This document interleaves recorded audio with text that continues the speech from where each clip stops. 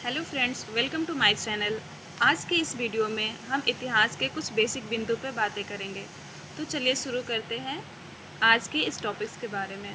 सबसे पहले हम जानेंगे इतिहास क्या है और इसे क्यों पढ़ना चाहिए।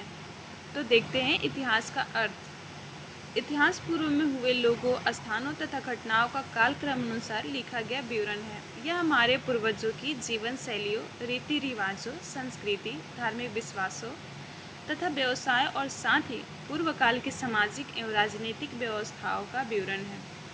इतिहास हमें यह भी बताता है कि अतीत में विभिन्न चीज़ों का क्या स्वरूप था और समय के साथ साथ वे किस प्रकार बदल गई। यह उन परिस्थितियों और तत्वों को भी स्पष्ट करता है जिनके कारण वे परिवर्तन हुए।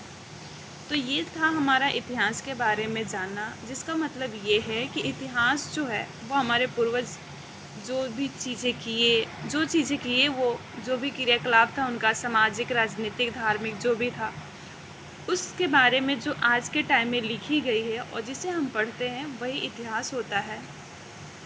तो चलिए नेक्स्ट टॉपिक्स पे देखते हैं। हम ये देखते हैं कि इतिहास जो है उसमें तिथियाँ लिखी होती है। तो इन तिथियों का क्या महत्व है और इन तिथियों को जानना क्यों ज़रूरी है। तो देखते हैं इन तिथियों का महत्व कितना है। इतिहास को हमेशा तिथियों के साथ जोड़ा गया है। वास्तव में इतिहास और तिथियों को पर्यायवाची मान लिया गया है। निस्संदेह इतिहास के क्रमिक और कालक्रमानुसार अध्ययन के लिए तिथियां महत्वपूर्ण है। साथ ही कुछ महत्वपूर्ण घटनाओं की निश्चित तिथि बता पाना अत्यधिक कठिन है। उदाहरण के लिए कुछ घटनाएं ऐसी है जो किसी एक निश्चित तिथि को घटित न होकर एक लंबे समय तक घटती रही। ऐसी ही एक घटना थी भारत पे अंग्रेजों का अधिकार, जिसकी कोई निश्चित तिथि बता पाना संभव नहीं है क्योंकि यह एक लंबी प्रक्रिया थी। हाँ, ऐसे मामलों में हम एक अवधि का उल्लेख तो कर सकते हैं लेकिन कोई एक निश्चित तिथि नहीं बता सकते। इस प्रकार तिथियां महत्वपूर्ण अवश्य है, परंतु विभिन्न कारणों से उस काल का उल्लेख भी हमारे उद्देश्य के पूर्ति के लिए पर्याप्त है। तो ये था हमें तिथियों का महत्व, हमने जाना कि इतिहास में तिथियों का महत्व क्या होता है। और एग्जाम्पल के रूप में हमने अंग्रेज़ों के आने का कालक्रम अनुसार और भारत को जीतने का जो समय था उसके बारे में जाना। तो आगे हम देखते हैं आधुनिक काल जो था उसका विभाजन कैसे हुआ और जो इस बारे में जो विभिन्न इतिहासकार हैं उनका क्या विचार था। तो देखते हैं इतिहासकारों ने भारतीय इतिहास का विभाजन अलग अलग आधारों पर किया है। ब्रिटेन के अर्थशास्त्री एवं विचारक जेम्स मिल ने अपनी पुस्तक ए हिस्ट्री ऑफ ब्रिटिश इंडिया में भारतीय इतिहास को 3 भागों में विभाजित किया था: हिंदू, मुस्लिम एवं ब्रिटिश। एक मिनट, हम यहाँ पे आपको बताएंगे कि इस टॉपिक्स में जो छोटे छोटे बिंदु है वो एग्ज़ाम के लिए बहुत महत्वपूर्ण होते हैं। जैसे जेम्स मिल ने अपनी पुस्तक लिखी है ए हिस्ट्री ऑफ ब्रिटिश इंडिया, तो हमें इन छोटे छोटे बिंदुओं को याद कर लेना चाहिए। तो देखते हैं, आगे देखते हैं। कुछ अन्य इतिहासकारों ने इस विभाजन को और भी सरल बनाते हुए इसे हिंदू, मुस्लिम एवं ईसाई कालों में विभाजित किया। कुछ अन्य विद्वानों ने इसे प्राचीन, मध्यकालीन एवं आधुनिक 3 कालों में विभाजित किया है। इन तीनों विभाजनों की अपनी अपनी खूबियाँ और कमियाँ हैं। तो ये था आधुनिक काल के विभाजन कैसे कैसे हुआ इसके बारे में। और आधुनिक काल का अर्थ क्या होता है उसके बारे में हम जानेंगे। आधुनिक काल शब्द का अर्थ क्या है। इतिहास का वह काल जिसमें हम रह रहे हैं, परंतु भारतीय इतिहासकारों द्वारा इस शब्द का प्रयोग उस प्रशासन शैली, कला एवं स्थापत्य कला आदि के लिए किया गया है जिनका विकास 18वीं सदी के पूर्वार्ध तथा 19वीं एवं 20वीं सदी में हुआ। इस प्रकार भारत के आधुनिक इतिहास में मुख्य रूप से निश्चित घटनाओं एवं गतिविधियों का समावेश है। और इन घटनाओं को हम कुछ बिंदु के रूप में देखेंगे। तो देखते हैं आधुनिक काल में कौन कौन सी घटनाओं को शामिल किया गया है। तो ये है आधुनिक इतिहास की प्रमुख घटनाएं, जिसमें है ईस्ट इंडिया कंपनी की स्थापना, ब्रिटिश प्रशासनिक व्यवस्था, ब्रिटिश राजस्व एवं प्रशासनिक नीतियाँ, औद्योगिकरण का विकास, 1857 का प्रथम स्वतंत्रता संग्राम, नवीन शिक्षा प्रणाली, सामाजिक धार्मिक सुधार आंदोलन, राष्ट्रवाद के प्रेरक तत्व, भारतीय राष्ट्रीय आंदोलन एवं स्वतंत्रता आंदोलन। ये था भारतीय इतिहास की प्रमुख घटनाएं थी जिसे हमने देखे। आगे हम देखते हैं, इन्हीं बिंदुओं से आगे एक निकल के आता है औपनिवेशीकरण का काल। तो सबसे पहले हम जानेंगे उपनिवेशवाद क्या है, उसके बाद औपनिवेशिक काल के बारे में जानेंगे। तो उपनिवेशवाद से तात्पर्य किसी एक देश के द्वारा दूसरे देश पे कब्जे को उपनिवेशवाद कहा जाता है।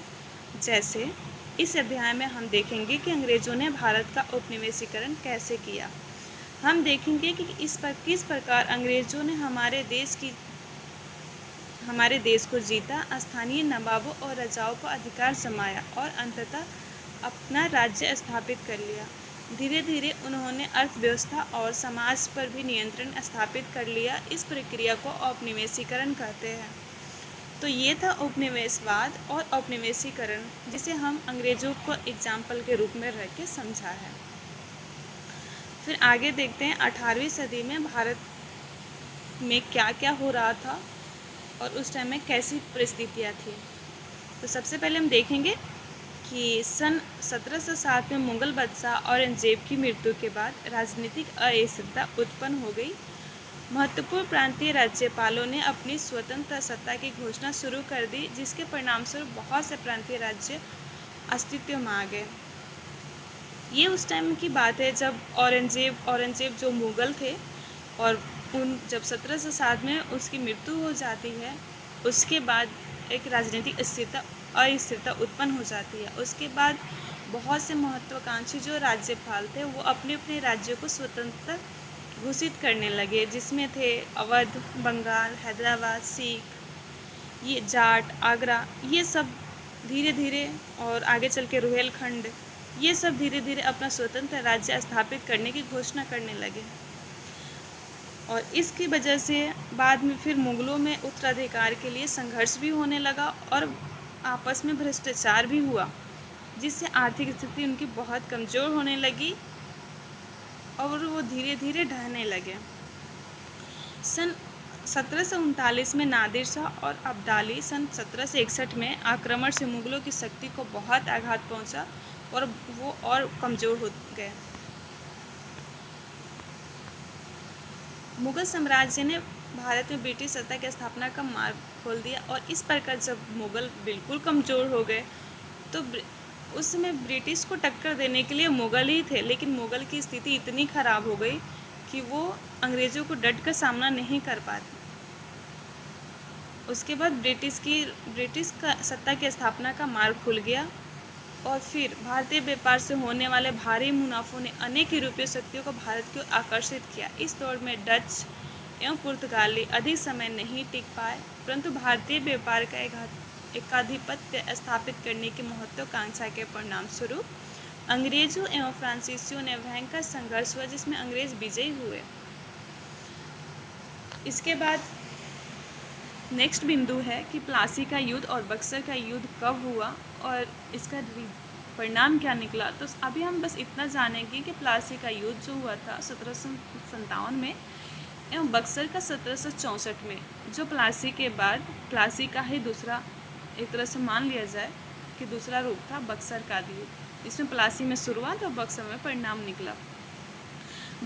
प्लासी के युद्ध के बाद बंगाल के समृद्ध संसाधन ने ब्रिटिश को एक पूर्ण स्वामित्व बना दिया, और साथ ही ब्रिटिश कंपनी ने भारतीय साम्राज्य की समस्त सत्ता हथिया ली। उन्होंने एक एक करके समस्त प्रांतीय शासकों को परास्त करके अपने रास्ते से हटा दिया, और नाम मात्र के मुगल बादशाह को भी अपने हाथ की कठपुतली बना लिया। अंग्रेज संपूर्ण भारत के स्वामी बन गए। अंग्रेजों के स्वार्थपूर्ण नीतियों का परिणाम हुआ कि भारत की आर्थिक स्थिति बहुत कमज़ोर हो गई और कृषक वर्ग भी बहुत गरीब होते चले गए। उनकी नीतियों ने भारत की जनता में असंतोष को जन्म दिया और उनके अंदर आक्रोश को भर दिया। 1857 का विद्रोह इसी आक्रोश और असंतोष का परिणाम माना जाता है। उसके बाद हम देखेंगे इसी के आगे बढ़ते हुए 1885 में भारतीय राष्ट्रीय कांग्रेस की स्थापना ने एक संगठित राष्ट्रीय आंदोलन को जन्म दिया, और एक लंबे संघर्ष के बाद सन 1947 में ब्रिटिश शासन से स्वतंत्र हो गया भारत। आज के टॉपिक्स में बस इतना ही देखेंगे। नेक्स्ट टॉपिक्स में हम आगे की बात करेंगे।